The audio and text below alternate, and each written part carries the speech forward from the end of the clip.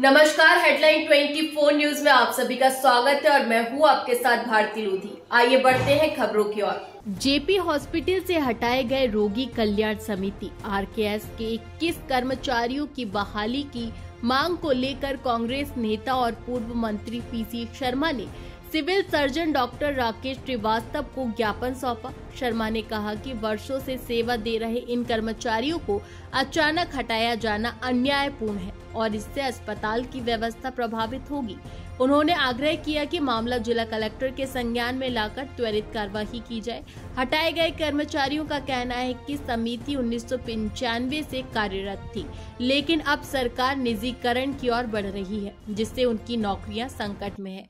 PC Sharma ने सरकार से कर्मचारियों की बहाली और आरकेएस की बैठकें नियमित करने की मांग की। मामला अब राजनीतिक तुल पकड़ रहा है और कर्मचारी संगठनों ने आंदोलन की चेतावनी दी है। कल्याण समिति कलेक्टर साहब इसके अध्यक्ष होते हैं और सीएमओ इसके सचिव, जितने जनप्रतिनिधि हैं ये इसके मेंबर होते हैं।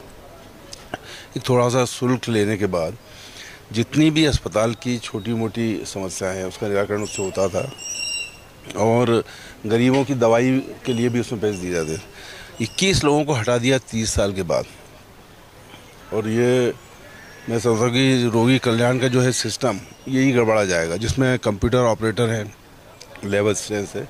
तो हमने एक ज्ञापन दिया ये मांग लेके कि इनको यथावत रखा जाए और रोगी कल्याण समिति का काम यथावत चलते रहे। 21 लोगों को 30 साल के बाद हटाना कहीं से भी उचित नहीं है, ये असंवैधानिक है। ये हमने ज्ञापन कलेक्टर साहब के नाम से और सीएमओ साहब के नाम से दिया है।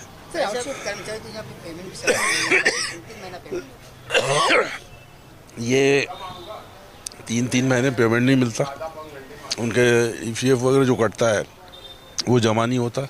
ये तमाम समस्याएं हैं और ये आए दिन यहाँ की जो एजेंसी आउटसोर्स वो बदलती जाती।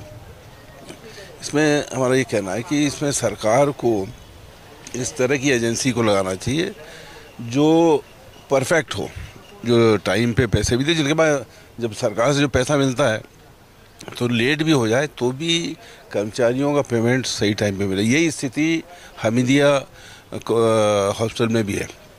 वहाँ भी कुछ आउटसोर्स कर्मचारियों को हटाया है, उसका भी हम विरोध करते हैं। जितने भी आउटसोर्स कर्मचारी एक बार लग गए, आपने उनको रख लिया, उन्हें काम कर लिया, उनको एक्सपीरियंस हो गया, उसके बाद हटाया नहीं जाए। गवर्नमेंट कहीं से भी व्यवस्था करे, अस्पताल कहीं से भी व्यवस्था करे, इनको कंटिन्यू करें और रेगुलर इनको पैसा मिलता जाए। उनका जो प्रोविडेंट फंड वगैरह है ये पैसा रेगुलरली जमा होना चाहिए। तो सीएमओ साहब से क्या आश्वासन मिला? सीएमओ साहब ने कहा है कि वो जो आउटसोर्स पे जाएंगे तो उसमें ज़्यादा फ़ायदा है, लेकिन कर्मचारियों को कहना कि नहीं, हमें रोगी कल्याण में रहते हुए ज़्यादा फ़ायदा है और हम 30 साल से काम कर रहे हैं, इसलिए इस तरह से हमको बेदखल न किया जाए।